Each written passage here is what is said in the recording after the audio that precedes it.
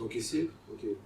Donc, bonsoir. Hein. Donc, on embraye avec le second volet du module consacré aux mineurs face à la justice, le modèle de réaction sociale à la délinquance juvénile. Alors, Thierry et moi, on enseigne ce module depuis quand même pas mal de temps. Hein. Oui, c'est ça. Et de manière interdisciplinaire. Vendredi dernier, alors ce qu'on a fait, donc on a commencé à poser les bases historiques et sociologiques de l'émergence d'une justice spécialisée pour les mineurs, qualifiée de protection de la jeunesse. Alors, comment on a procédé, pour les personnes qui n'étaient pas là et pour accrocher un peu, donc on a fonctionné au travers d'une série de mouvements historiques qui érigent l'enfant et puis la jeunesse comme une catégorie sociale et comme un objet de l'action publique. Et souvenez-vous, hein, on a d'abord envisagé le premier mouvement qui va de l'adulte miniature, et Thierry évoquait encore ce modèle de mini-adulte hein, tout à l'heure, de l'adulte miniature qui prévaut dans l'ancien régime ou au Moyen-Âge, au sentiment de l'enfance, avec Philippe Ariès, hein, le mignotage, le souci de santé, le souci de sécurité, d'hygiène. Ensuite, un autre mouvement, toujours décrit par Philippe Ariès, qui décrit une socialisation ouverte sur le monde, où les portes de la maison étaient ouvertes, où le jeune pouvait aller gambader, que ce soit au Moyen-Âge ou dans des sociétés traditionnelles. Thierry évoquait le sage autour de son arbre et la palabre, savoir la porte elle est ouverte et le jeune pourrait éventuellement sortir et en dehors du confinement de la maison et de sa mise en quarantaine dans la maison. Donc il y a ce passage décrit par Philippe Ariès et également repris ensuite par Foucault qui critique les institutions, mouvement qui va d'une socialisation ouverte sur le monde à une mise en quarantaine, à un confinement dans la famille et ensuite dans l'école. Troisième mouvement, c'est un mouvement que Andrea Rea, sociologue ici à l'ULB, qualifie de passage de l'enfance laborieuse à la jeunesse studieuse. Et on a examiné ensemble tout le processus d'extraction de l'enfant de la sphère de production artisanale, minière, etc., avec diverses lois qui réglementent le travail des enfants et qui interdisent le travail des enfants, avec la dernière loi qu'on a pointée 1914, qui est une loi qui est prise, je dirais, le même mois que la loi qui instaure l'obligation scolaire pour les jeunes. Donc, un nouveau statut pour la jeunesse qui a été étendu en 1983 jusqu'à l'âge de 18 ans.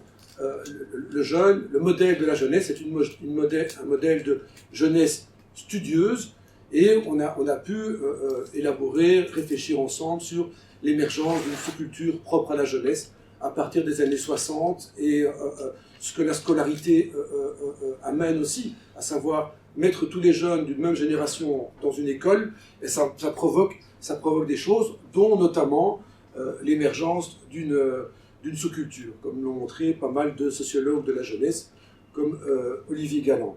Et enfin, on a commencé à tracer la semaine dernière le dernier mouvement qui évolue d'un traitement pénal et indifférencié, donc les jeunes et les adultes sont traités de la même façon. C'est encore le cas aujourd'hui à certains écarts, comme vient le dire Thierry Moreau. Pourquoi ? Parce que notamment c'est le code de procédure pénale qui fonctionne pour les jeunes et je suis tout à fait d'accord avec lui quand il se pose la question de la pertinence de maintenir un tel système pour les jeunes et d'ouvrir peut-être le champ des possibles. Donc, mouvement qui évolue d'un traitement pénal indifférencié, quasiment indifférencié, hein.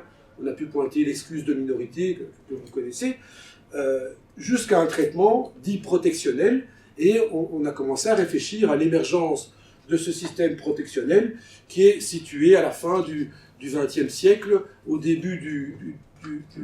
à la fin du XIXe siècle, merci Thierry, au début du XXe siècle, et ce que je vous racontais à la fin du cours dernier, c'est l'introduction en 1889 d'un projet de loi de réforme par le ministre Jules Lejeune, ministre de la Justice belge, qui est influencé par la doctrine de la défense sociale d'Adolphe Prince et des débats qui vont au Parlement durait pendant plus de 20 ans, c'est-à-dire de 1889 à 1912, loi de la première loi dite de protection de l'enfance. Et donc des débats parlementaires, des congrès de droit pénal, des congrès pénitentiaires, où on réfléchit entre des personnes qui sont formées et issues des sciences humaines et des sciences sociales émergentes, comme la criminologie positiviste, la psychologie qui émerge, des sociologues, des juristes éclairés, des réformateurs. Et donc,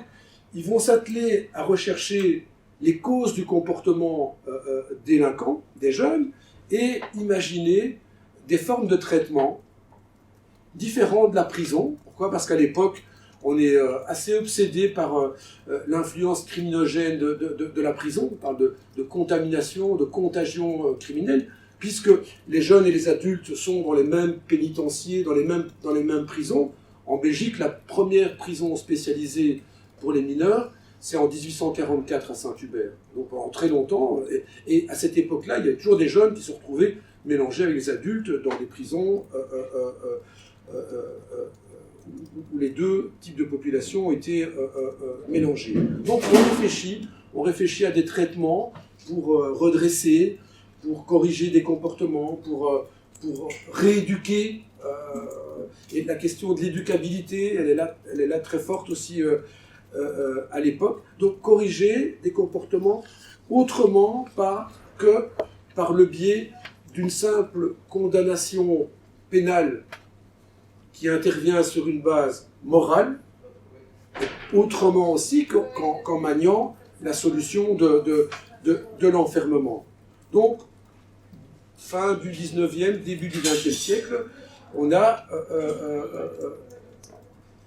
l'idée du primat éducatif qui commence à émerger et des solutions qui sont pensées par des juristes. Et Thierry connaît ça beaucoup mieux que moi, il a écrit là-dessus, savoir, on invente le concept de fait qualifié infraction, et le fait de commettre un fait qualifié infraction, c'est un indicateur, un signe du fait que le mineur souffre de troubles de l'éducation. Il a des problèmes dans sa situation. Il a des problèmes. C'est lui qui a des problèmes dans son évolution. Et donc, dans les discours, progressivement, on refoule l'idée de sanction, de punir, de châtier, de rendre le mal par le mal. Souvenez-vous, on va parler des peines physiques et de l'incorporation de la hiérarchie dans le corps. Ici, on commence à sortir de là, avec aussi l'évolution des mœurs dans nos sociétés, hein, très bien décrite par Norbert Elias, à savoir des sociétés qui sont moins violentes, qui sont un peu plus policées, et on refoule la sanction et on laisse place à l'éducation. Même s'il s'agit d'une magie des mots, comme dit Michel Van de Kerkhove, et un texte dont Thierry et moi on est assez fans, hein, qui parle du pouvoir mystificateur du langage, même si on dit aux jeunes c'est pour ton propre bien, et c'est encore dans le problème que vient d'évoquer Thierry, hein, avec la domination adulte qui est toujours là, et l'adulte qui peut toujours dire j'interviens dans ton propre bien, pour ton propre bien, même s'il s'agit de la magie des mots, les mineurs, eux, peuvent ressentir dans le traitement éducatif une souffrance. Ils peuvent le vivre, eux, comme une sanction, comme une souffrance. Et donc, les entrepreneurs de morale à l'époque, ceux qui pensent les politiques publiques, quel est leur raisonnement, quoi ? Ils se disent, à l'époque, qu'avant 18 ans, l'être humain est en évolution. Souvenez-vous, on a beaucoup parlé de la question de la responsabilité et du discernement dans le code pénal, les codes pénaux antécédents avec la critique de Prince. Hein. Vous vous souvenez le juge qui demandait à un enfant de choisir entre 3 pommes et un tas de pièces. Donc, on se dit que l'être humain est en évolution et qu'il est le jouet de forces déterministes. Et ça, c'est la pensée positiviste de la criminologie positiviste, c'est de la défense sociale aussi. Hein. Il y a des déterminants qui pèsent sur son comportement. C'est-à-dire qu'il vit dans un milieu criminogène, il a des parents qui ne sont pas aptes à l'éduquer. Et donc, étant donné qu'il est le jouet de force déterministe, on se dit qu'il n'est pas vraiment responsable. Et donc, il ne doit pas vraiment payer. Et en plus, on se dit à l'époque, le jeune est malléable, et on peut tenter de le redresser, de faire quelque chose avec lui, tant qu'il est encore temps. Et donc, au-delà de ce seuil d'âge, de 18 ans, on se dit qu'on a affaire à un sujet responsable. Et donc, c'est cette figure qui va s'imposer avec un curseur qui est... ça dépend aussi des pays et des époques, c'était aussi 16 ans à une époque, 16 ans ou 18 ans, donc on considère qu'il bascule d'un côté ou de l'autre. Donc, vous voyez qu'il y a des croisements nets entre les découpages des âges, les périodisations, les séquences qui sont construites par le droit, par les disciplines scientifiques, et les constructions politiques et l'action publique. C'est-à-dire qu'il y a des découpages qui s'imposent comme des évidences propres à certaines époques. On a pris pas mal d'exemples la semaine dernière. Le travail d'un enfant de 12 ans était quasi normal au XIXe siècle, dans les classes populaires. Aujourd'hui, ça ne l'est plus. Ça l'est par contre encore dans certaines régions du Bangladesh où on produit pour Primark. Et donc ces séquences, ces découpages temporels, cette police des âges, ces séquences, elles doivent beaucoup au XXe siècle à l'importance des calendriers scientifiques, les calendriers établis par la science, et surtout par la psychologie. Vous vous souvenez que ce que j'évoquais avec vous dans l'histoire, c'est qu'à une période, on était relativement peu détaché de l'évolution biologique. Et donc on peut travailler à 6-7 ans, donc on peut se reproduire à 12-13 ans, donc on se reproduit. On a donc ce mouvement de détachement progressif du biologique et la construction d'autres stages, d'autres stades, d'autres séquences. Avec, au cours du XXe siècle, des évolutions, des réflexions, notamment les stades de l'évolution selon Piaget en psychologie, la question de la puberté qui émerge avec une période de transition, la puberté qui s'étale sur 2-3 ans. La puberté, c'est une date clé dans les pratiques, dans les réflexions, dans les décisions des magistrats. Une période de 2-3 ans, la puberté, au cours de laquelle le caractère somato-psychique de l'enfant évolue vers le dimorphisme sexuel de l'adulte. Autrement dit, l'enfant, le petit enfant, il est plus androgyne, vous voyez. C'est difficile, c'est assez compliqué de déterminer son sexe. La puberté sont les poils qui poussent chez les garçons, la voix qui mue, les attributs du corps féminin qui se développent. Ensuite, on a d'autres références qui aident, c'est les théories freudiennes, qui ont eu beaucoup d'audience dans l'approche et dans l'étude de ce qu'on va appeler l'adolescence. L'adolescence, c'est, on a vu enfance, on a vu jeunesse. Adolescence, c'est un concept qui est un concept purement psychologique, même s'ils vont entrer dans le sens commun, avec des stades, selon Françoise Dolto, des stades du développement, inspirés par la psychanalyse. Et enfin, il y a une grosse production savante spécialisée dans le domaine de la psychologie, qui va se concentrer sur ce qu'on appelle la crise de l'adolescence. Et cette idée de crise de l'adolescence, elle va beaucoup influencer le travail social, jusque dans les années 60 et au-delà, quoi. Donc vous voyez qu'on a une vision, je dirais, assez fort psychologisante de l'enfant et de son évolution, et qui va trouver des traductions dans toute une série de pratiques de la justice des mineurs, des pratiques tant judiciaires que des pratiques éducatives, des pratiques d'intervention dans les lieux où sont placés les jeunes. Donc avant de céder la parole à Thierry, je ne sais pas combien de temps j'ai parlé, avant de céder la parole à Thierry, donc je vais boucler ce dernier mouvement du pénal vers le protectionnel en resituant en une quinzaine, vingtaine de minutes les grandes caractéristiques de ce référentiel protectionnel, donc de cette matrice protectionnelle qui va continuer jusqu'à aujourd'hui, même si le modèle, même si la matrice a été beaucoup retouchée, elle a été rendue hybride, ce référentiel protectionnel va constituer l'idéologie qui va guider la politique de prise en charge par l'État des jeunes en danger et des jeunes considérés comme délinquants. Donc, je vais vous présenter ici brièvement cette matrice. Thierry, tu interviens quand tu veux.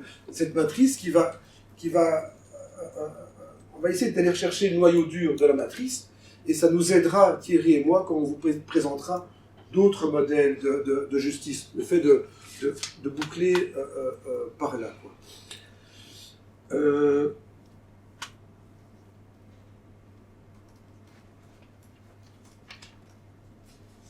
Oui, ça, je ne vais pas trop insister là-dessus, sinon je vais encore prendre trop de temps. Ouais. On peut résumer, si vous voulez, la justice protectionnelle en 5 grandes caractéristiques. Première grande caractéristique, et en rupture avec les pratiques pénales, c'est qu'on a affaire à un juge spécialisé, à savoir le juge des enfants, qui deviendra plus tard le juge de la jeunesse. Donc, dans la tentative d'adapter le système aux jeunes, mais aussi à leurs familles, on invente une nouvelle figure de juge des enfants. Je pense que de mémoire, le premier juge des enfants, il apparaît aux États-Unis, à Chicago, en 1899. 1906, je crois. Oui, tout à la fin du 19e siècle, au tout début du 20e. Donc, ce juge, il ne va travailler qu'avec des jeunes, et il va s'occuper de les suivre. Il va y avoir un suivi. Oui, si je peux me permettre, Vas-y. Ce qui est intéressant dans cette création du juge de la jeunesse, c'est d'une part, c'est que c'est un juge spécial, mais c'est pas un juge spécialisé. À savoir, c'est un juge spécial parce qu'il ne prononce pas des peines. Donc on ne peut pas envoyer un délinquant devant un tribunal correctionnel, c'est une logique un peu binaire. Hein. À l'époque, c'est comme le tribunal correctionnel prononce des peines, on ne lui donne pas une compétence en plus pour les jeunes de prononcer des mesures éducatives, on va créer un autre juge, hein, en disant c'est un autre métier. Sauf qu'on ne va pas le spécialiser. On ne va pas lui donner une spécialisation professionnelle. C'est juste une spécialisation institutionnelle. Donc, il faut toujours avoir fait 5 ans de droit et vous pouvez très bien passer d'un tribunal à l'autre et puis retourner au tribunal du commerce. On aurait pu imaginer que le juge des enfants serait un juge qui serait un criminologue, ou il ne faudrait pas être nécessairement juriste, sinon, ça c'est une première chose. La deuxième, c'est que ça montre très bien qu'en fait, l'objectif est resté toujours le même. Comme dirait Bernard de Vos, l'objectif c'est de fabriquer des bons citoyens qui vont payer nos pensions. Donc c'est ça le jeu. C'est un futur travailleur qui va payer nos pensions. Et la seule chose qui change, c'est la méthode. On s'est dit, en les punissant, on a moins de chances qu'ils deviennent bons citoyens que si on les éduque. En gros, c'est ça. Et donc ce juge, son seul objectif, c'est de faire ce qu'il faisait avant, mais avec une autre méthode. Donc il doit atteindre le même objectif avec une autre méthode. Ça, c'est le côté du juge spécial, mais qui n'a rien de particulier en tant que personne. Ce qui est moins vrai aujourd'hui. Aujourd'hui, on insiste plus sur quand on nomme un juge de la jeunesse, on regarde par exemple s'il a fait la crimino en plus, ou bien peut-être s'il a fait le master en droit de l'enfant. Je veux dire, c'est un peu comme vous voyez sur les curriculums, c'est un atout en plus. Hein. Mais c'est clair que celui qui va candidater pour devenir un juge de la jeunesse, on va regarder ses spécialités professionnelles, mais en plus on va lui fournir des moyens de formation. Ça n'existait pas du tout à l'époque, hein, mais c'est l'histoire qui a montré qu'on essaye de récupérer maintenant par le professionnel quelque chose qui a déconné au niveau institutionnel. Mais ça, tu as tout à fait raison d'insister sur cette question-là. C'est-à-dire que le juge de la jeunesse, c'est un métier qui est très compliqué. Le juge de la jeunesse fait relativement peu de droits, réfléchit à des faits. Le juge de la jeunesse, à longueur de journée, il est confronté à des situations où il y a énormément d'émotions, de difficultés, de souffrances. Les juges de la jeunesse, surtout dans un tribunal comme celui de Bruxelles, au quotidien, il est confronté à la démographie bruxelloise, à savoir, passe devant le juge de la jeunesse à longueur de journée les jeunes des familles issus de l'immigration maghrébine, issus des pays de l'Est, et les juges n'ont aucune formation en psychologie, en multiculturalisme, ou en approche de ce type. Or, ils doivent juger des situations familiales. Ils doivent juger des pratiques éducatives au sein des familles. Alors, la question c'est toujours, est-ce que le droit et sa conception universaliste, est-ce qu'elle suffit pour faire du sur-mesure avec des populations si différentes et des problèmes si différents? Et alors, la tentation, dans ce que Dominique... Ici, on fait vraiment comme on fait d'habitude. Mais c'est vraiment intéressant ce que dit Dominique, parce qu'en réalité, il y a deux options pour le juge. La première, c'est qu'il doit se rappeler que juger, c'est pas résoudre un problème. Juger, c'est donner du sens. Fondamentalement, le mot juger, c'est ça, hein, c'est procurer du sens. Et très vite, en fait, c'est ce que Dominique vient d'expliquer, c'est que comme il ne connaît pas les codes d'une famille africaine, d'une famille maghrébine, d'une famille de l'Est, peut-être d'une famille chinoise, enfin, je veux dire, il y a cette espèce de multiculturalisme qui fait qu'on ne dispose pas de tous les codes, c'est pas possible. La tentation est alors de dire je ne vais plus donner de sens, je ne vais faire que régler des problèmes. Mais si vous réglez des problèmes, vous devenez un manager. Et donc, vos jeunes, alors qu'on voulait un modèle éducatif, qui donnait du sens, qui allait fabriquer des bons citoyens, qui allaient savoir pourquoi ils allaient œuvrer et travailler, voilà qu'ils deviennent des problèmes à régler. Vous devenez un juge-manager, et dans ce cas-là, votre souci, c'est comment est-ce que je fais au plus bas prix le plus grand chiffre. Donc, comment est-ce que je traite le plus de cas possible au moindre coût. Et donc, le problème, c'est que le jeune n'est plus vu, contrairement finalement à ce que disait la loi, comme un adulte en devenir, mais comme un problème à régler. C'est une question de stock, finalement. Un bon cabinet d'un juge de la jeunesse aujourd'hui est un cabinet où il n'y a pas trop de dossiers avec des problèmes en cours. On a trouvé une case qui correspond à chacun. Et donc, je dirais ce qui revient toujours sur la bouche du juge, c'est « je manque de moyens ». Je manque de moyens parce que si j'ai beaucoup de problèmes et peu de moyens, je ne parviens pas à gérer mon stock. Et donc les questions qui sont les questions éducatives passent finalement au second plan, et vous avez aujourd'hui, ça sortira dans la presse dans quelques jours, mais une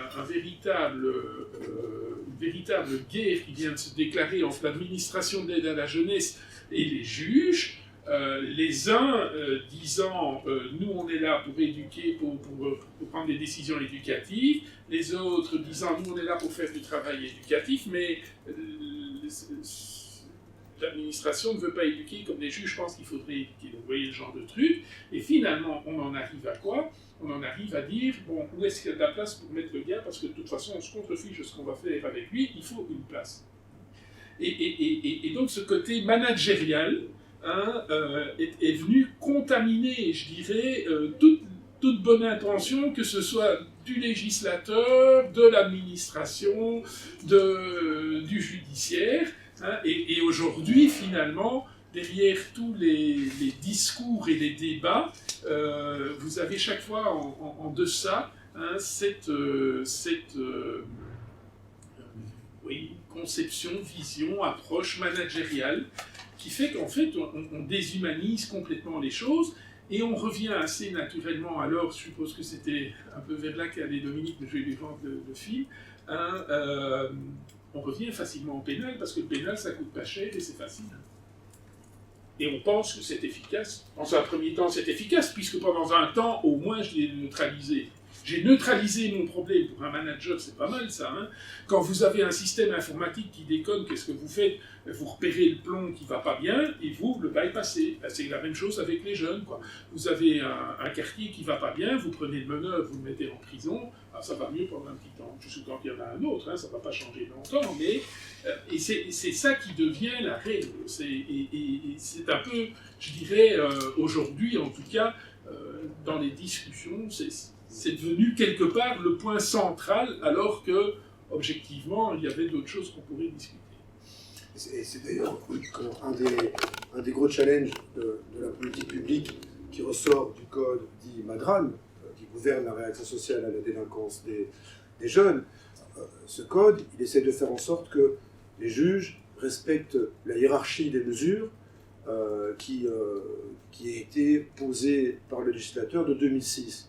À savoir, imaginer d'abord des solutions en milieu ouvert, des offres restauratrices, et puis aller vers des solutions, je dirais, de nature plus coercitive, à connotation plus pénale, comme le milieu fermé en IPPJ.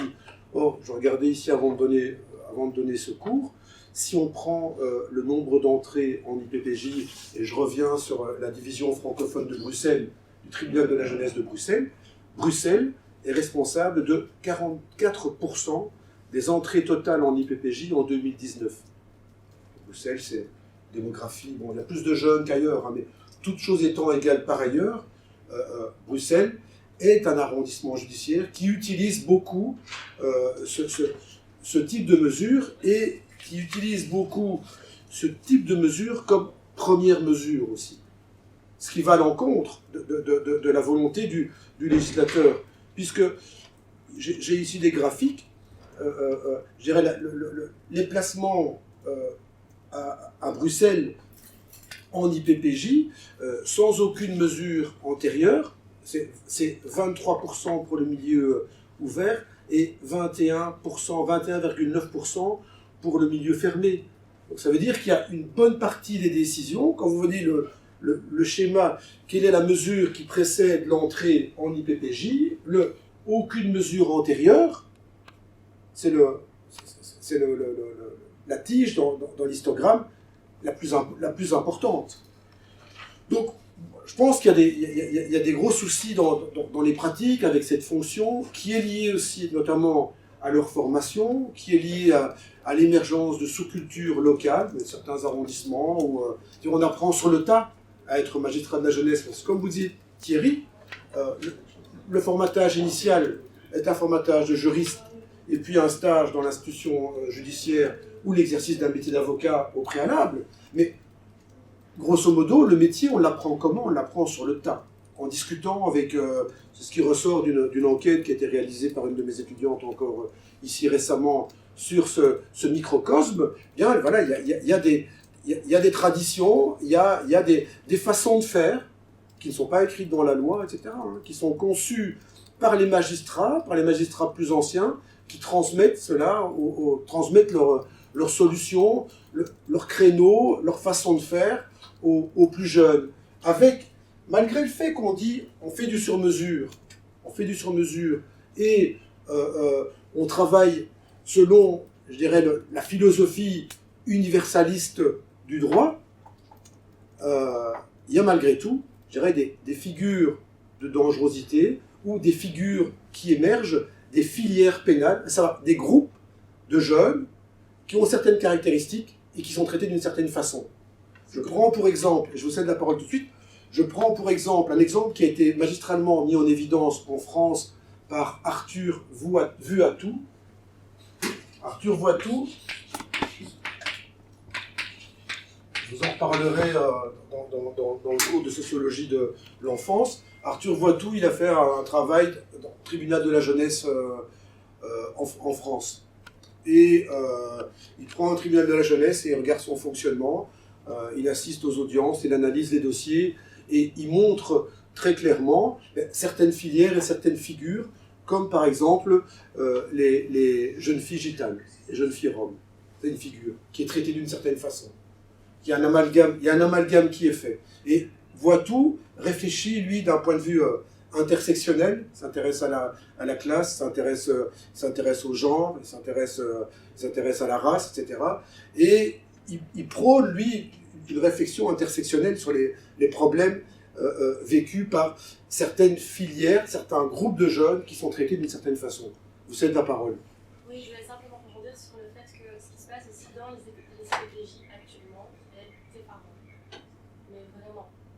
En tout cas, moi j'ai été confrontée vraiment à des jeunes dont les droits sont bafoués. Ouais, voilà. C'est assez compliqué ce qui se passe pour moi.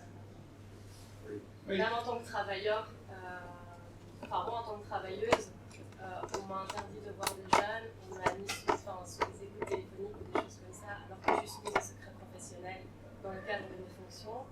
Et j'ai dû aller voir des autorités supérieures pour faire respecter mon droit simplement de travailler en fait. On verra couper ça, Thomas, parce que sur YouTube, je crois que c'est pas bien pour vous protéger. Faites-nous. J'ai pas filmé sa tête. On la voit et puis. Mais on aura l'occasion de revenir dans le. Parce qu'il y a un cours qu'on consacre, qui a vraiment comme thématique de fond la délinquance juvénile au second quadri. Hein.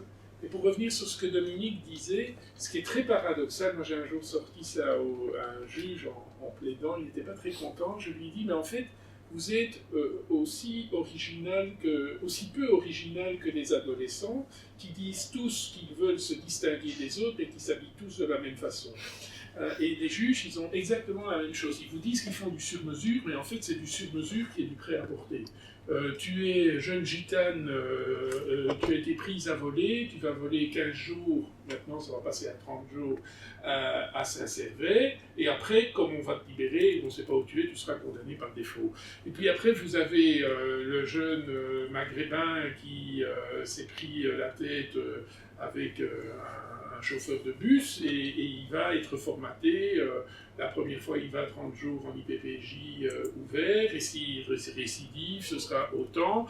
Et puis après, vous avez, et alors c'est ça qui est très... Parce que la justice sociale, ça existe aussi au niveau du tribunal de la jeunesse. Hein. Les enquêtes l'ont montré. Vous êtes un jeune du Brabant wallon, bonne famille, vous êtes pris la tête avec un chauffeur de bus. Vous aurez des travaux d'intérêt général. Et donc, on a vraiment des espèces de lignes. D'ailleurs, pour le dire comme ça, au cabinet, quand on fait le tour des dossiers de la semaine, on se dit, celui-là, à mon avis, on va faire ça, ce serait pas mal si on parvenait à faire ceci ou ça. Mais on sait que ça va être compliqué de sortir du rail prédéterminé en sachant qu'on est chez tel juge. Parce qu'alors, chaque juge a ses méthodes et a ses îles aussi. Hein. Il y avait un juge comme ça, il voulait qu'ils fassent tous du sport. Même les handicapés, ils allaient faire du sport. Hein, mais voilà, il était comme ça, le sport. Les autres, c'est les mouvements de jeunesse. Quoi, hein. Ils peuvent écrire, hein, tu t'inscris dans un mouvement de jeunesse. Donc voilà. Si vous voulez vous intéresser à cette question-là, pour les adultes, il y a une sociologue de la déviance française qui s'appelle Virginie Gautron. J'imagine que les criminologues doivent la connaître. Elle a inventé un concept de filière pénale. C'est-à-dire, tel profil, vous suivez il y a telle filière qui est prédéterminée et qui est déterminée. Ce qui va à l'encontre de l'idée d'universalisme, etc. Qui va l'idée d'un traitement spécifique de certaines figures de dangerosité érigées dans le cadre de la pratique des magistrats, des juges d'instruction en France. Donc, oui. J'ai une question. Est-ce que j'ai rêvé, ou est-ce que vous avez entendu parler aussi d'une étude scientifique qui a montré que les juges, quand ils prenaient leurs décisions, la prenaient assez vite, avant même d'entendre le fond des faits, et que finalement la justification juridique venait plutôt justifier une première impression qu'ils avaient, que le contraire, que ce qu'on pourrait croire. J'ai rêvé, ou il y a vraiment des études qui ont montré ça? T'as pas rêvé, mais en tout cas, dans le fonctionnement humain, les travaux à la pointe, en termes de psychologie cognitive et de prise de décision, de toute la question de la raison, quoi. Est-ce qu'on montre clairement que l'être humain, dans son fonctionnement, il fonctionne avec ses émotions, avec ses intuitions, et a posteriori, il rationalise les choses. Vous voyez, c'est pas la raison, il n'y aurait pas une raison qui gouverne par toute une série d'expériences. Je pourrais peut-être vous en reparler dans le cours au deuxième quadrille, hein, si ça vous intéresse, mais en tout cas, il y a ces éléments-là qui jouent effectivement, quoi. Alors, première caractéristique, donc, un juge spécialisé qui suit les enfants. Alors, il suit les enfants, c'est-à-dire que c'est une figure qui est paternaliste, qui est tutélaire. On parle d'ailleurs, à l'époque, d'enfants du juge, ou de pupilles du juge. Et donc, contrairement au majeur, lorsqu'un mineur commet un délit, il est en principe toujours suivi, accompagné par le même juge, le juge qui est censé le connaître, qui l'accompagne, à l'époque jusqu'à ses 21 ans, aujourd'hui jusqu'à ses 18 ans. Donc il est sous la tutelle du juge et sous la protection du système judiciaire durant toute sa période de minorité. Et un exemple que je trouvais dans un dossier, j'ai fait un peu d'histoire de la justice des mineurs, je trouvais un dossier, j'analysais des dossiers à Namur, et c'était une jeune fugueuse, elle voulait sortir du couvent. Pourquoi ? Parce que les jeunes filles, les mauvaises filles étaient éduquées par les bonnes sœurs, traditionnellement, hein, vous voyez, c'est avec tout un contrôle de leur corps, etc. Quand peut-elle sortir ? Quasi jamais. Et si elle voulait sortir du couvent, par exemple, pour aller s'acheter des chaussures, elle voulait aller s'acheter des baskets, je pense, c'est dans les années... c'est pas si ancien, hein, c'est dans les années 60, 70. Elle voulait aller s'acheter des baskets ou avoir un rendez-vous avec son petit copain, avec 17 ans. Elle devait demander l'autorisation de son juge. Sinon, les sœurs du couvent ne la laissaient pas sortir. Donc vous voyez, la relation... Et donc, ce que je retrouvais dans les dossiers, c'était des lettres des jeunes filles écrivant à leur juge et leur expliquant, voilà, j'ai 62 francs et je voudrais m'acheter telle paire de baskets et en même temps, j'irai voir mon petit ami. Vous voyez que la relation entre le juge et ses enfants, les enfants du juge, ses protégés, est une relation qui est particulière et une relation qui n'existe pas entre un juge et un adulte. Le juge, pour les adultes, il regarde le délit et éventuellement des circonstances aggravantes ou atténuantes, point barre. Deuxième caractéristique de la justice protectionnelle, il n'y a plus de peine, mais des mesures. Donc, la différence entre les deux est assez simple. Une peine est déterminée dans le temps, tandis qu'une mesure est indéterminée. Donc, la mesure, elle est maintenue jusqu'à ce que la personne aille mieux, jusqu'à ce que le jeune soit éduqué du point de vue du juge. À la différence d'une peine, une peine, elle est établie en fonction d'un type de délit et un tarif établi par le législateur et le juge doit juger à l'intérieur de ce tarif. Donc, ici, étant, la peine aussi, c'est faire mal. Il faut être clair, la peine, c'est une punition. La mesure se veut éducative, c'est-à-dire redresser. Hein. Donc il n'y a pas de proportionnalité. Ça c'est important, il n'y a pas de proportionnalité entre le fait et la mesure. Vous pouvez être placé en IPPJ pour avoir volé une pomme et vous pouvez être maintenu sous la surveillance de vos parents après avoir tué quelqu'un. En protection de la jeunesse, c'est possible. En droit pénal, c'est pas possible puisque la peine doit être, la souffrance imposée doit être proportionnelle à la souffrance causée. Et alors, ce qui est assez particulier, c'est que les deux systèmes se sont contaminés l'un l'autre. Si vous regardez aujourd'hui le système pénal, vous retrouvez en fait des mesures de protection de la jeunesse qu'on a transformées en peines, et inversement, vous retrouvez petit à petit en protection de la jeunesse des peines qu'on a qualifiées de mesures. Quand on vous parlait de la magie des mots, là, vous avez, c'est un exemple extraordinaire. Le passage de la mesure à peine, c'est assez étonnant. Parfois, il suffit d'un arrêt de la Cour de cassation pour décider que ce qui allait faire mal est maintenant un moyen qui devient aidant. Et donc, c'est ce qui a fait aussi qu'on a eu une évolution où punir était parfois éduquer, et qui devient aujourd'hui punir, c'est toujours éduquer. Donc, vous voyez que les glissements sont faciles. Elle est indéterminée, parce que de toute manière, la durée peut varier, parce qu'elle est de toute façon prise en fonction de l'intérêt du mineur. C'est for your own good, disent les Anglais. C'est pour ton propre bien. On te veut du bien. Donc tant que tu n'es pas guéri, modèle médical, tant que tu n'as diagnostic, symptômes, prescription d'un traitement, tant que le mineur n'est pas guéri, il va rester dans l'institution.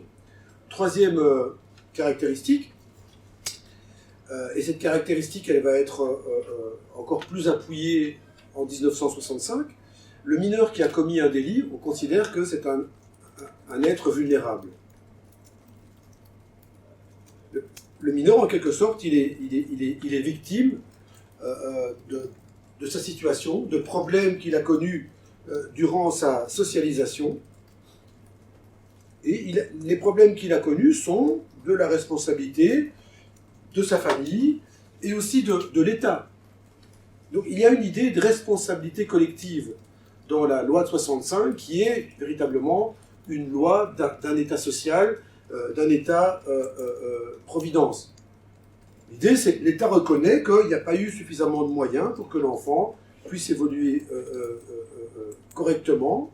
Et donc, la collectivité, et en particulier l'État, se doit de mettre en place des mécanismes de prévention générale, de prévention sociale, d'égalisation des chances. C'est vraiment toute l'idée de force de la social-démocratie qui émerge dans l'après-guerre et qui va être à son apogée dans les Golden 60s. C'est vraiment l'idée que l'État est là et c'est pas tant une responsabilité individuelle du mineur, l'acte délinquant. Non, l'acte délinquant est un symptôme d'un problème que le mineur a connu dans sa socialisation, et l'État reconnaît qu'il a une part de responsabilité. La collectivité doit prendre en charge le problème de ce mineur. Il va y avoir des... mais le glissement qui va alors arriver, c'est que si à l'origine l'État reconnaît une responsabilité collective, de plus en plus, et aujourd'hui, je dirais, c'est vraiment très marqué, il y a par contre de nouveau le doigt qui est mis sur une responsabilité individuelle chez l'enfant, non pas comme étant la cause du passage à l'acte, mais comme étant, je dirais, la solution à trouver. Là, on va parler de responsabilisation de l'enfant, et l'idée, c'est vraiment que l'enfant est responsable de la solution. Donc il y a, si vous voulez, et ça s'explique par l'évolution, la pénurie des ressources, etc., c'est qu'à un moment donné, on veut bien admettre qu'on a quelque chose à voir dans la production de la délinquance, mais la manière de réagir à la délinquance va de plus en plus reposer sur les épaules du jeune. Et ça fait couple d'ailleurs avec, je dirais, le médical qui se fait remplacer par le managérial. L'idée, c'est que le jeune doit montrer qu'il peut être capable de la solution. C'est-à-dire que c'est tout le néolibéralisme, c'est toute la solution néolibérale, c'est-à-dire que le jeune doit trouver en lui les solutions que l'État social n'est plus capable de lui trouver. J'ai des exemples assez intéressants, notamment d'une modification des pratiques dans les IPPJ, ou dans les années 70, les années 80 encore. Certains mercredis après-midi, les éducateurs passaient beaucoup de temps avec les jeunes pour trouver un travail à la sortie de l'IPPJ, pour trouver une insertion professionnelle. Aujourd'hui, ça se fait de moins en moins, et ça s'est observé dans toute une série de pays européens. Pourquoi ? Parce que les éducateurs, les assistants sociaux ont essayé et remarquent que pour les profils de jeunes qu'on retrouve en IPPJ, il n'y a pas de solution. Ils peuvent passer 25 après-midi. Et donc, qu'est-ce qu'ils font? On remplace ces pratiques qui étaient des pratiques d'insertion professionnelle typiques de l'État social. Pourquoi? Parce que l'État social, qu'est-ce que c'est? Les personnes qui sont à la marge de l'État, l'État va tout faire pour les remettre vers le centre, et ces jeunes vont trouver une voie d'intégration dans la société grâce au salariat. Aujourd'hui, c'est plus possible, et donc on remplace ces pratiques, ces tentatives d'insertion professionnelle et ces discussions sur les métiers qu'on faisait couramment dans les années 70 et 80 par du coaching, par du trouve-en-toi des solutions, des habiletés sociales, etc. Savoir utiliser un bottin téléphonique pour trouver toi-même des solutions qu'on ne peut pas trouver, que l'éducateur ne peut plus trouver.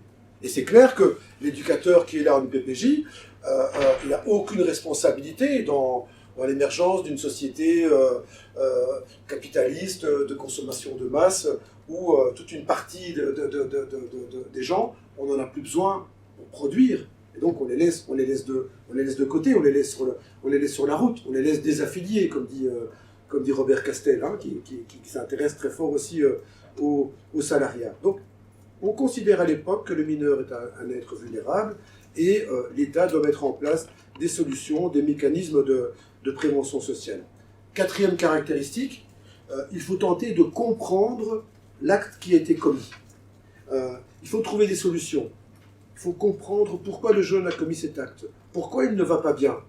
Et là, on est dans l'idée selon laquelle la justice protectionnelle est une justice d'expertise. Donc, le juge est là, seul à prendre ses décisions, mais il est encadré.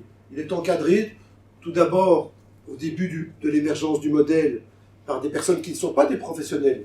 Pourquoi? Parce que les écoles d'éducateurs, d'assistants sociaux, ça arrive seulement un peu plus tard dans le XXe siècle. Et c'est tout d'abord des dames patronesses, bien souvent des femmes issues de familles aisées, catholiques, et qui ont le temps, et qui font des bonnes œuvres, et qui vont dans les familles, qui font des enquêtes et des rapports pour le juge de la jeunesse, donc qui accompagnent le juge de la jeunesse. Ensuite, il y aura des délégués des tribunaux de la jeunesse, donc ça va se professionnaliser. Et donc le juge est là, mais il est éclairé.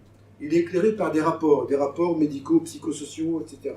Donc vous voyez que c'est une logique, je dirais une logique qui est empreinte d'un schéma médicalisant, positiviste et médicalisant. À savoir, on fait un diagnostic, on émet la situation, on donne la situation, et on tente un pronostic, et le juge donne un traitement.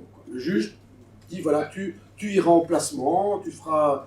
Et ce qui est mis en place rapidement après l'émergence de la loi de protection de l'enfance en 1912, c'est un gros centre d'observation de tous les jeunes qui ont commis un délit et qui passent devant un juge de la jeunesse, à Molles, dans la ville flamande de Molles. Et le premier centre, c'est le centre d'observation de l'État, à Molles, avec toute une série des psychologues, et on observe au quotidien de manière très minutieuse le moindre fait et geste de ces jeunes, on remplit des rapports, et on éclaire le juge.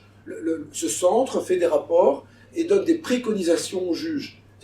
À l'époque, la Belgique est vraiment à la pointe du progrès. Pourquoi? Parce qu'on est loin dans l'échelle des nations, dans la production, on a un pays capitaliste qui fonctionne bien, on a des records mondiaux d'extraction dans les mines de charbon, puis on a une colonie au Congo qui nous rapporte beaucoup, donc on est au top du progrès, et ce centre de Molles, il est visité par plein d'étrangers qui vont le copier, et on va copier ce qu'on appelle le modèle sectionnaire à la belge, le modèle pavillonnaire, avec des sections de jeunes qui sont là et qui évoluent dans des espèces de microcosmes, et qui sont observés par des éducateurs, par des psychologues, avec toute une série de notes qui remontent et qui mesurent la température morale du jeune. Parce qu'on n'a pas d'autres repères que les repères, surtout moraux à l'époque. Hein, ça va évoluer vers le psy après. Repères moraux, c'est ça. mais alors, ce qui est intéressant dans cette justice expertise, c'est de voir qu'il y a un facteur qui va venir à un moment donné, je dirais, un peu la coincer, c'est le temps. en fait, c'est que le temps judiciaire et le temps de l'éducation ou du diagnostic, c'est pas compatible.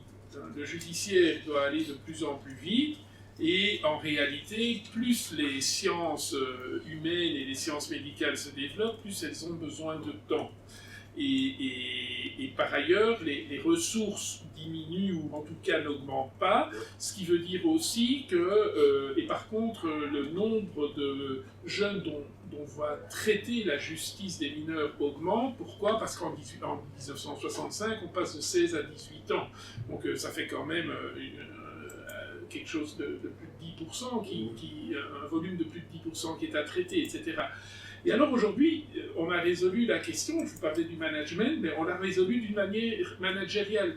C'est que plutôt que d'utiliser la justice d'expertise pour faire, je dirais, du traitement individualisé, on finit par modéliser, par exemple, les rapports d'expertise. Les rapports d'expertise, aujourd'hui, en IPPJ, c'est tout un système de petites croix qu'on coche avec un petit commentaire, hein, et il n'y a plus de place pour des débats d'experts. Pourquoi? Parce qu'on va retenir une seule manière de faire des expertises. Auparavant, alors c'était aussi une autre manière de résoudre le problème. Chaque juge avait son expert. Alors l'un était plus analytique, l'autre était plus neurocognitif, le troisième était plutôt systémicien.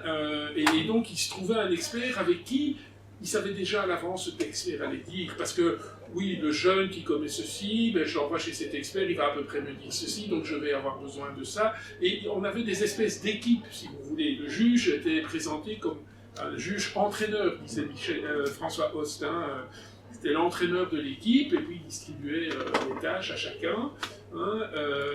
Et puis, finalement, on a trouvé ça très injuste. Et donc, c'est comme ça qu'on en est arrivé, on le voit dans la justice des adultes aussi, à modéliser la manière de faire des expertises. Donc, toutes les expertises se font selon la même épistémologie, les mêmes référents de base, et selon le même modèle formel qui est comment qu'on conduit. Vous devez remplir tel chapitre, il faut répondre à telle question. Et il n'y a plus vraiment de possibilité, finalement, de vraiment faire apparaître les points particuliers de la situation d'un jeune par rapport à l'autre. Pour appuyer ce que vient de dire Thierry, il a raison d'insister sur la question du temps et de la rapidité. Aujourd'hui, entre en vigueur la réforme en France de l'ordonnance de 1945, et le but du législateur, clairement, c'est de raccourcir les délais, quoi. C'est de raccourcir les délais, c'est de resserrer beaucoup plus la procédure. J'entendais ce matin des commentaires de certains magistrats français qui disaient exactement ce que vient de dire Thierry aujourd'hui. Les magistrats français comparaient la réforme qui est en cours aujourd'hui à la réforme des hôpitaux en France, où on privilégie le flux de dossiers, etc., par rapport au travail artisanal, sur mesure, à une justice lente, à un intérêt pour l'humain. Et c'est la question qui se pose aussi avec l'introduction d'une pensée d'État et, je dirais, dans les expertises. Savoir, les gens deviennent des cocheurs de cases, quoi. Et ici, dans les rapports qui viennent des IPPJ, il y a toute une partie, c'est vraiment ça. Et vous le savez d'ailleurs parfois, c'est-à-dire, c'est assez étonnant, parce qu'on coche par exemple absentéisme scolaire. Ok, alors, quand je vous dis absentéisme scolaire, je ne suis pas sûr qu'on pense à la même chose. Hein. Quelqu'un va dire, mais c'est quelqu'un qui ne va plus à l'école. Mais ici, dans le dossier où je plaidais, ils avaient coché absentéisme scolaire parce que sur une période d'1 mois, il n'était pas allé 4 fois à l'école. Et il réussissait très bien à l'école, mais comme il n'avait pas été 4 fois de manière justifiée, comme les absences n'étaient pas justifiées 4 fois, ils ont coché absentéisme scolaire.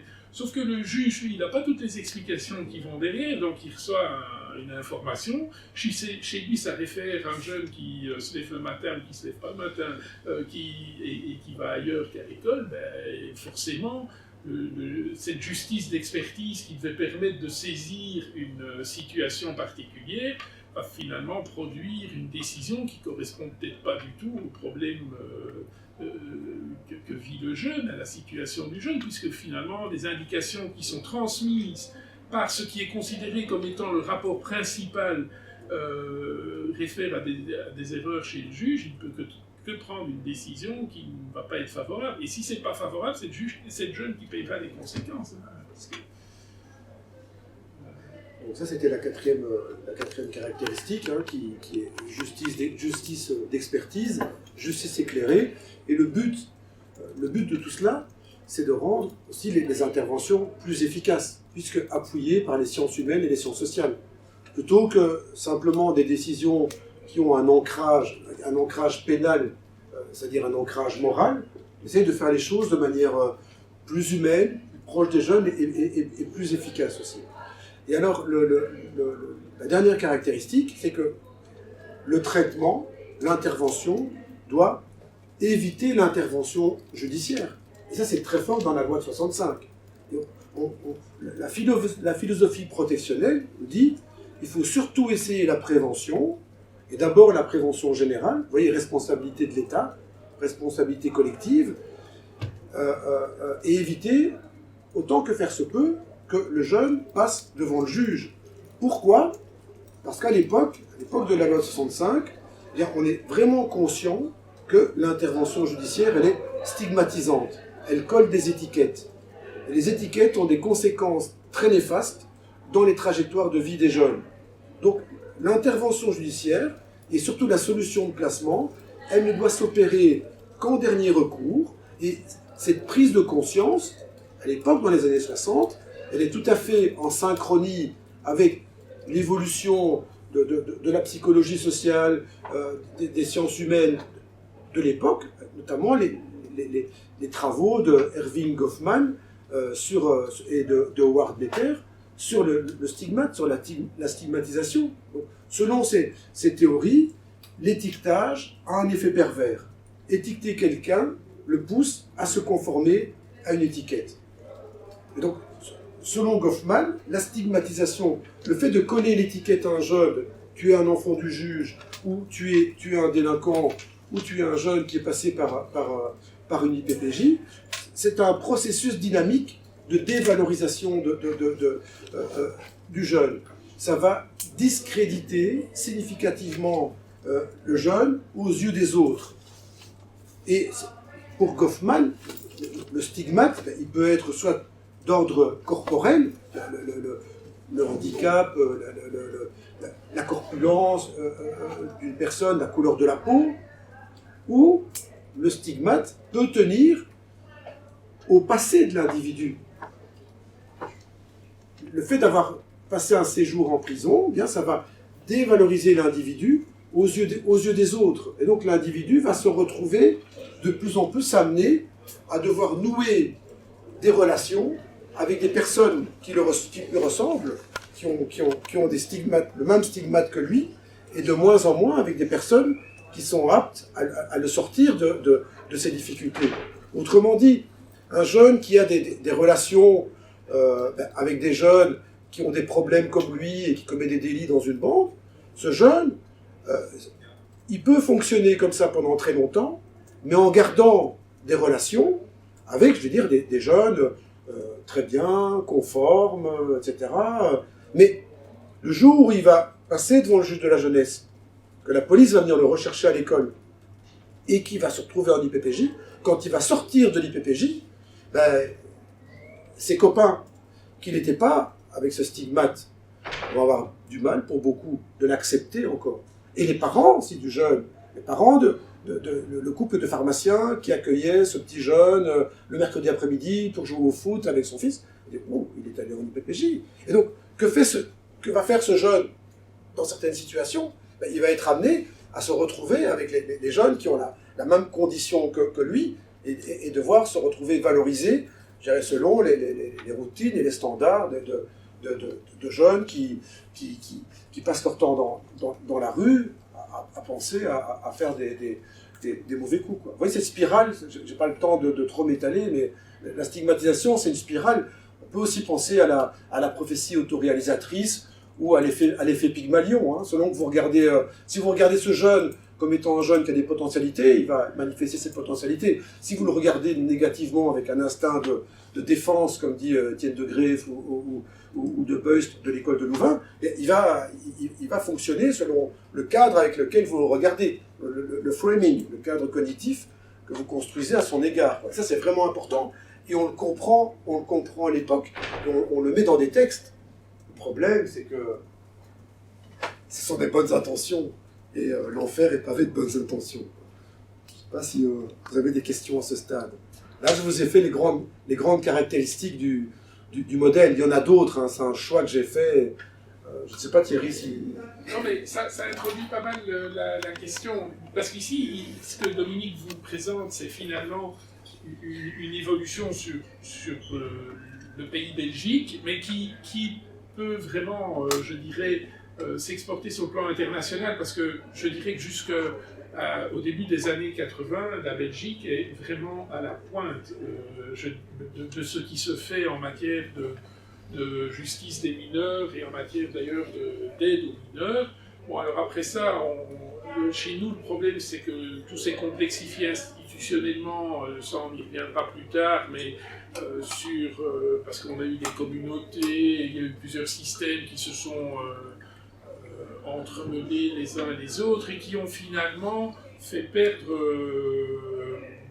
beaucoup d'énergie et beaucoup de ressources, notamment sur un plan de la réflexion intellectuelle.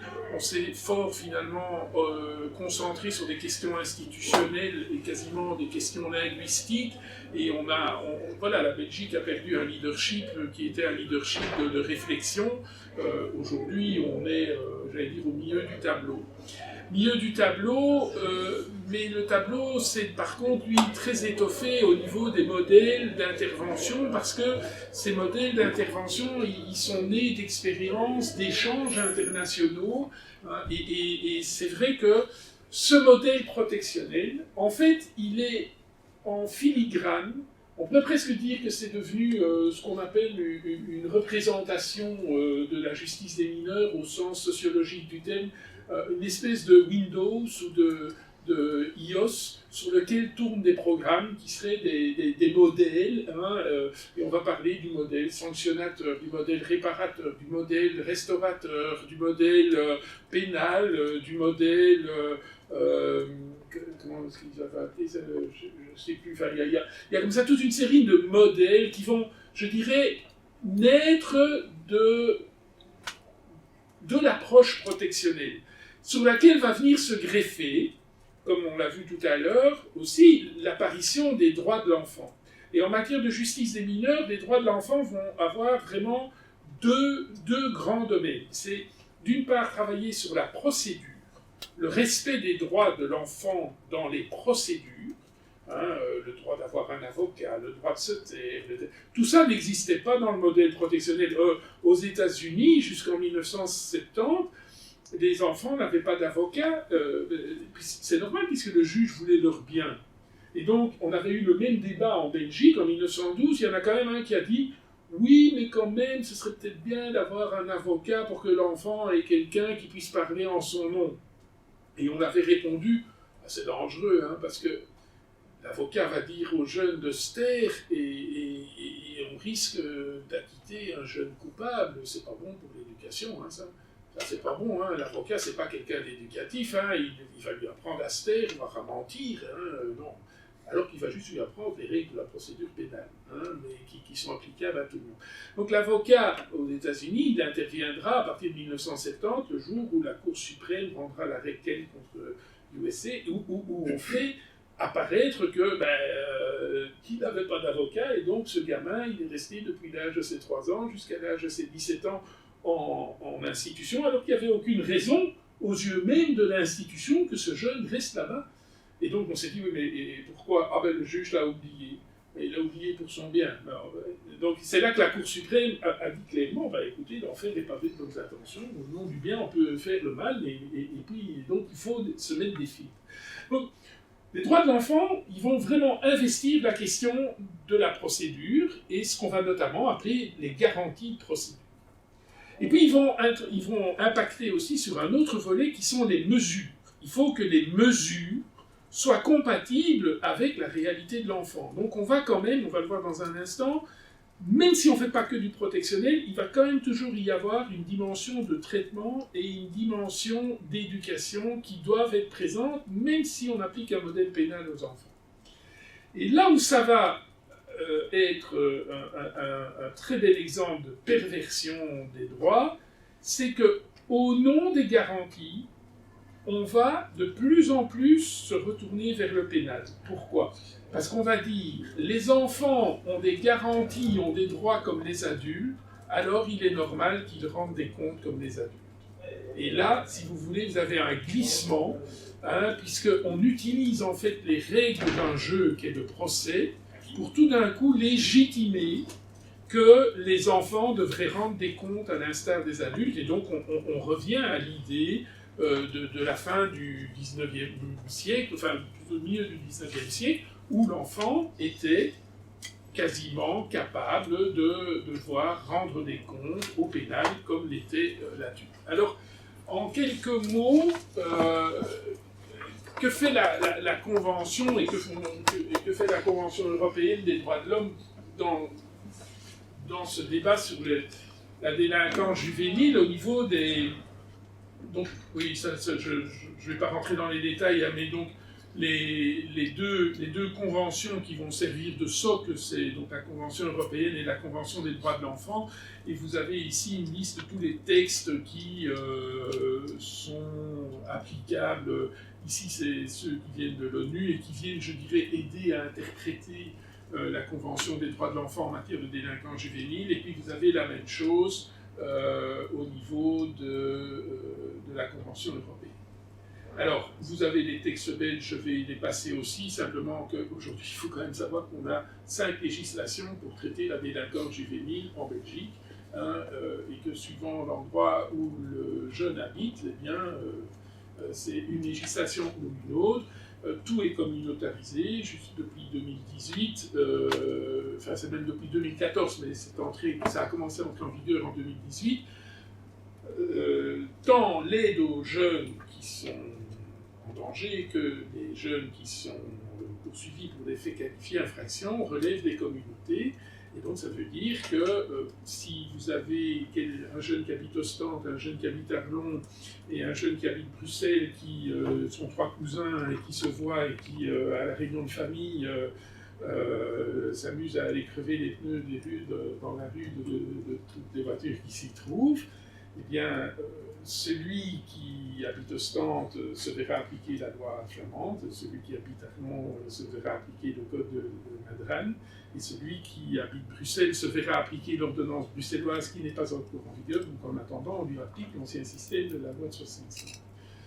Et donc, mais ça peut aller très loin, parce qu'aujourd'hui, ce qui est particulier, c'est que dans les textes, les Flamands sont revenus vers quelque chose de très sanctionnateur. Les Wallons se revendiquent d'être restés très protectionnels. Et alors c'est marrant parce que ceux qui font l'équilibre, c'est les juges.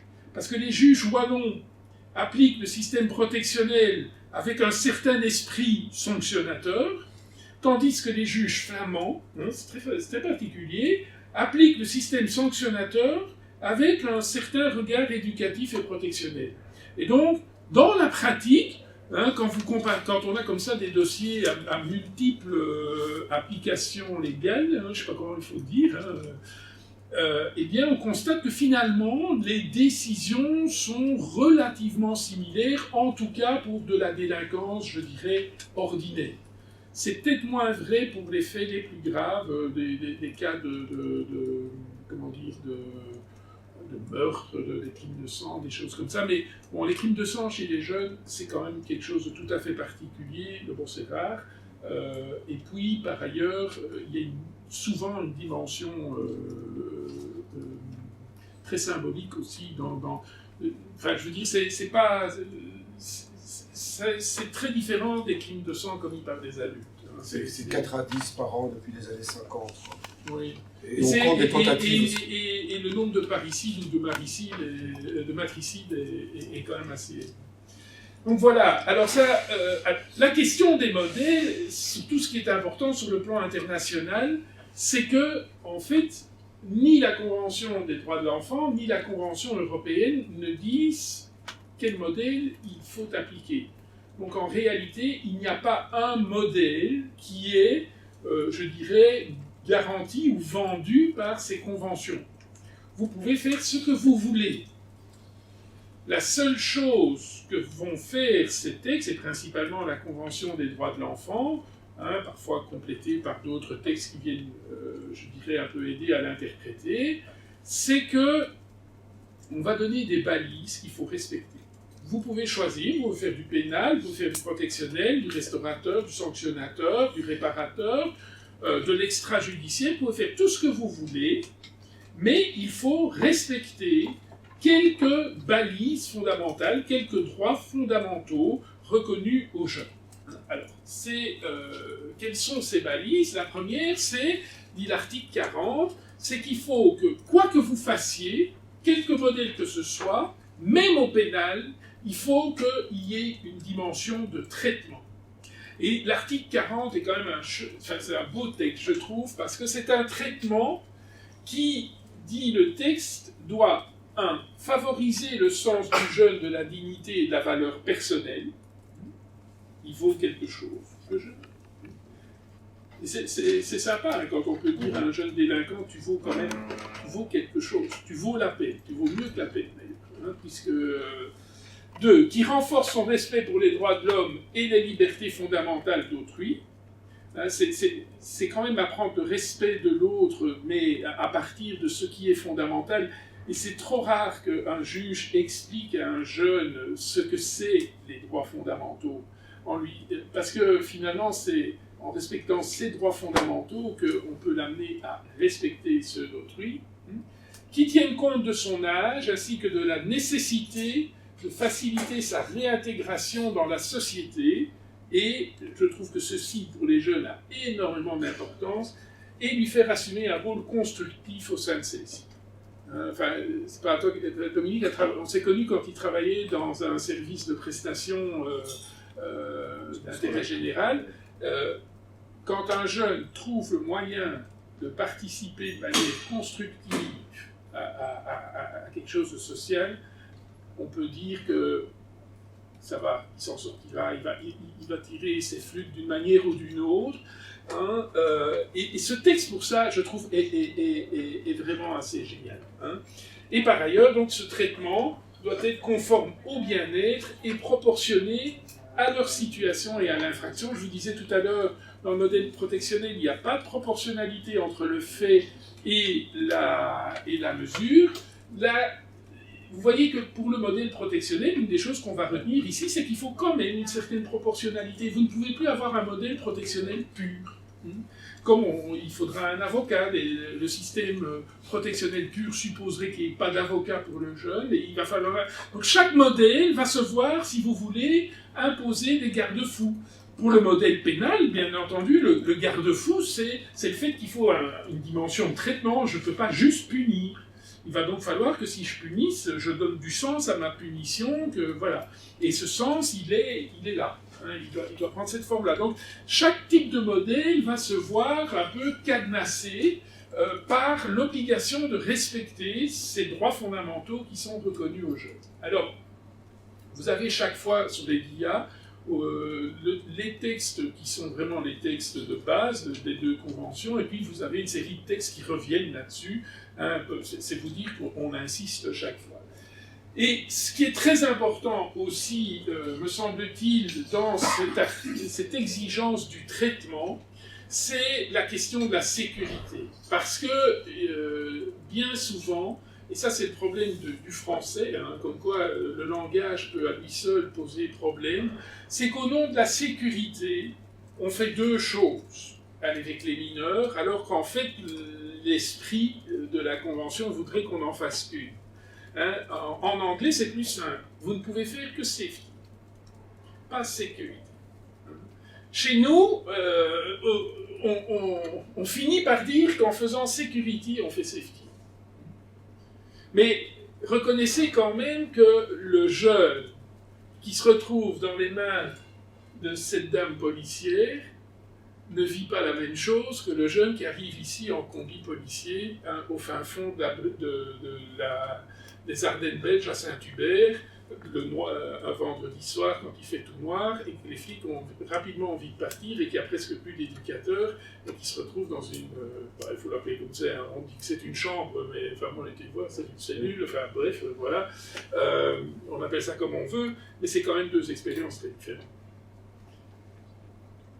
Et voilà, ça c'est quelque chose qui traduit bien ce problème de la question de l'exigence du traitement, qui est la première exigence radicale de l'article 4. Alors vous avez une autre exigence qui est la prévention. Ça c'est très protectionnel dans son approche.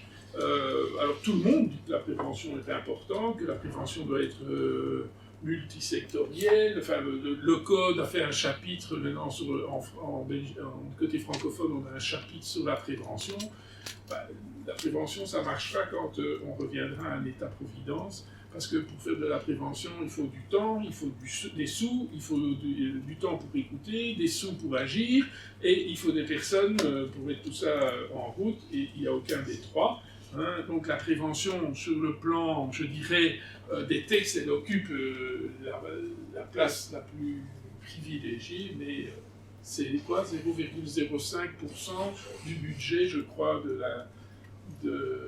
qui est dédié à l'aide et à la protection de la jeunesse.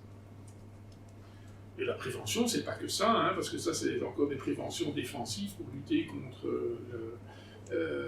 la délinquance, mais une vraie prévention, c'est une prévention qui promeut un bien-être et un chouette environnement de vie. Alors, la proportionnalité, je vous l'ai dit, je reviens dessus, et c'est très important, la proportionnalité, on ne se rend pas compte, mais aujourd'hui, toute alternative à un projet pénal oblige de remettre la question de la proportionnalité en cause. Alors la proportionnalité, elle nous vient de Saint-Augustin, hein, qui, par la porte et par la fenêtre, parvient toujours à justifier qu'il faut une peine, imposer une souffrance équivalente à la peine qu'on a causée. Et qui parvient d'ailleurs à justifier la peine de mort en expliquant qu'il y a l'homme concret qui pose des actes et l'homme idéal qui devrait être, et quand l'homme concret s'est à ce point écarté de l'homme idéal, eh bien on peut le tuer puisque de toute façon il est perdu, son salut est perdu.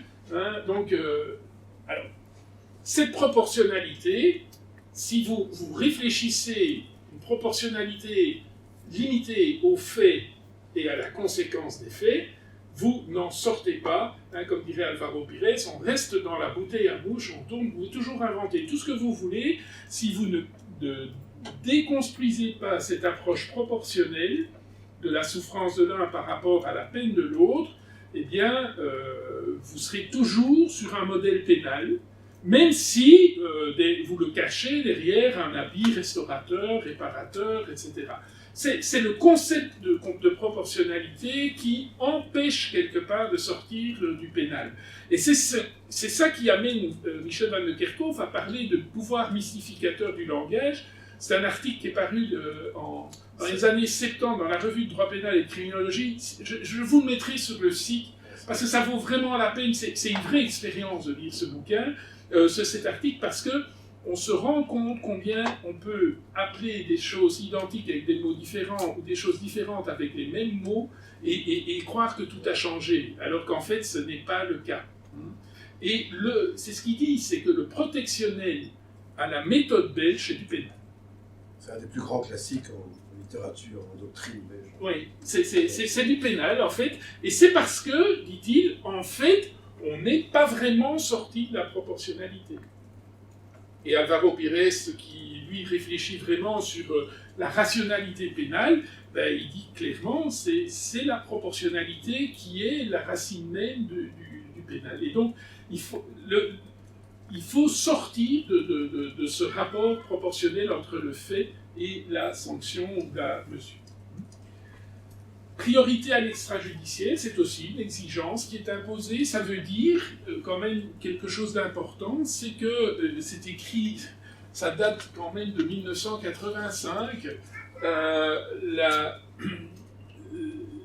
Ce qui est écrit ici, je ne sais plus où c'était. Oui, c'est ça. c'est quand même pas mal de se rappeler ça, c'est qu'avec les enfants, l'abstention est dans bien des cas la meilleure décision. C'est le point de départ de la réflexion de la recommandation de l'ONU sur la justice des mineurs, c'est de dire qu'en réalité, tant que faire se peut, normalement, les questions de délinquance des jeunes, ça doit se régler en dehors des prétoires, en dehors du pouvoir judiciaire, pour plusieurs raisons. La première, c'est que les magistrats de la jeunesse ne sont pas formés pour éduquer des jeunes. La seconde, c'est que le système a montré ses limites et qu'il y a des potentialités bien plus grandes en dehors du judiciaire. Et la troisième, parce que le stigmate du judiciaire est extrêmement prégnant sur un jeune, sur la vie d'un jeune. Les jeunes, c'est marqué au fer rouge. C'est Anouilh, je crois, qui écrivait qu'il était voleur parce qu'on lui disait qu'il était voleur. Alors, ce qui peut paraître un peu particulier aussi, c'est que dans le cadre d'une convention qui proclame les droits des mineurs, à un moment donné, on entend quand même qu'à l'égard des jeunes, il faut aussi de la justice discrétionnaire. La justice doit être discrétionnaire. Et donc, ça veut dire qu'il faut laisser un pouvoir d'appréciation, d'adaptation à celui qui va prendre la décision. Donc, c'est quelque part, on pourrait dire, mais ça devient arbitraire. Eh bien non, c'est pas arbitraire parce que la discrétion se voit imposer un objectif qui est de respecter les droits. Donc le fameux intérêt du mineur dont je parlais tout à l'heure, eh bien vous ne pouvez le voir qu'à travers le fait qu'il est devenu une méthode de recherche et de travail et non plus un contenu. C'est ça la discrétion. Mais la méthode fait que si elle est appliquée par Dominique ou par moi, elle ne va peut-être pas produire le même résultat, il faut accepter ça. Dans la justice des mineurs, il faut accepter que le même cas soumis à deux personnes pourrait déboucher sur des résultats différents, mais tous les deux, nous devons être en mesure de justifier que la solution que nous avons retenue est avant tout une solution qui se fonde sur le respect des droits du jeune. C'est intéressant, parce que vous verrez dans la revue de droit pénal et de criminologie d'il y a de début de l'année, il y a un article, c'est le droit pénal de l'ennemi contre le droit pénal du citoyen. Et donc vous pouvez construire la réaction à la délinquance à partir du criminel, en disant il est l'ennemi, il faut se protéger.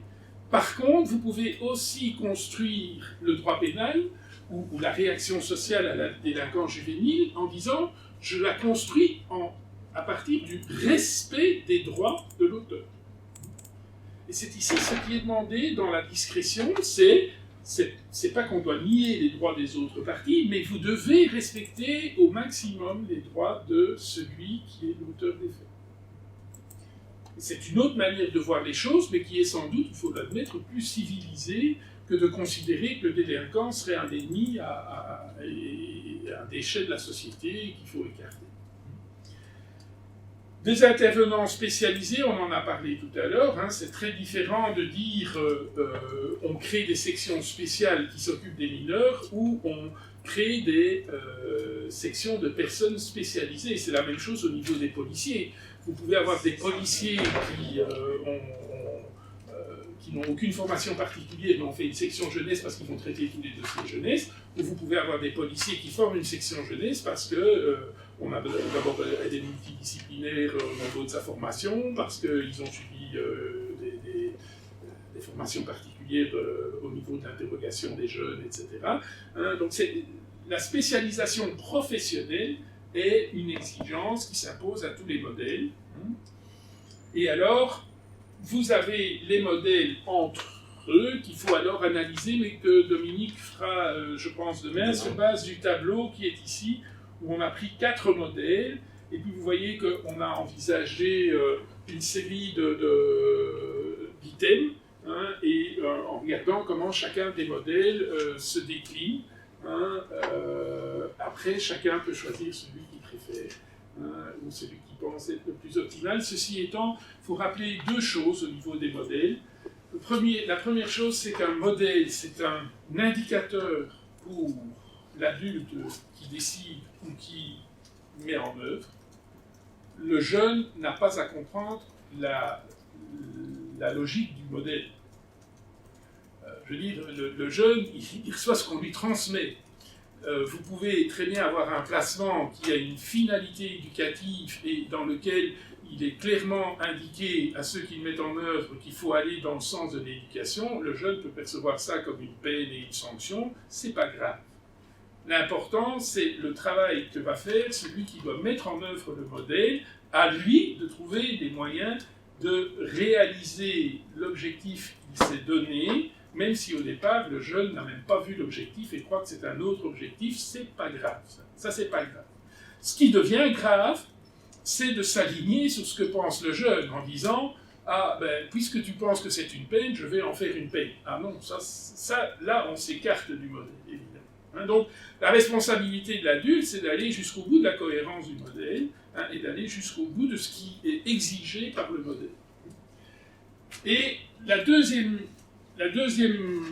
réalité qu'il faut avoir quand on regarde le tableau, c'est que ça, c'est, je dirais, un moyen pédagogique d'essayer de rentrer dans des dynamiques.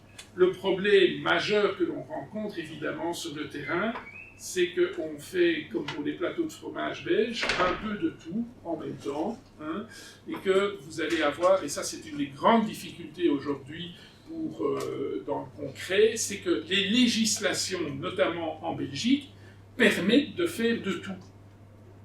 Et donc, c'est très difficile pour un jeune de s'y retrouver, parce qu'il va tomber devant un juge qui aime beaucoup le modèle sanctionnateur, il va tout construire, mais en s'inspirant un peu de tout, parce qu'il peut faire de tout, mais du sanctionnateur. Et le juge d'à côté, lui, il est plutôt très protectionnel. Déjà, il y a intérêt à avoir un avocat qui connaît un peu les pratiques des juges, parce que vous allez devoir, je dirais, un peu jongler avec l'esprit du juge lui-même.